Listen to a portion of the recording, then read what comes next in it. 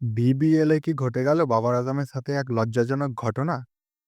বিএলে হওয়া Sydney Thunders versus Sydney সিক্সার্সের ম্যাচে বাবার আজম আর স্টিভ স্মিথের মধ্যে হওয়া ১০০ রানের পার্টনারশিপে এমন এক ঘটনা হয় যা ভীষণই ভাইরাল হয়েছে।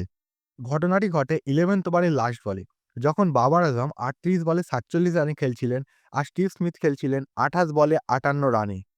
বাবার আজম ১১ নম্বর ওভারে ৩টি পরপর ডট বল খেলে আর লাস্ট বলে লং অনে শট খেলে সিঙ্গেল নেওয়ার জন্য দৌড়ান, কিন্তু স্টিভ স্মিথ রান নিতে মানা করে দেয় আর ইন্ডিকেট করে যে ১২ নম্বর ওভারের প্রথম বল থেকেই তিনি স্ট্রাইক চান। ১২ নম্বর ওভারে স্মিথ রায়ান হেডলিকে ৩২ রান মারেন, যা বিবিএল ইতিহাসে এক ওভারে সর্বাধিক রান। ওই ওভারে স্মিথ হাঁকান ৪টি ছক্কা। আর ওই ওভারের পরে যখন বাবার আজম স্ট্রাইক পায়, তখন সে প্রথম বলেই আউট হয়ে যায়। আর যখন আউট হবার পর তিনি প্যাভিলিয়নে যাচ্ছিলেন, তখন তিনি বাউন্ডারির ওপরে ব্যাটে করে মারেন। আর তার হাবভাব দেখে মনে হচ্ছিল তিনি এ ঘটনায় একেবারেই খুশি নয়।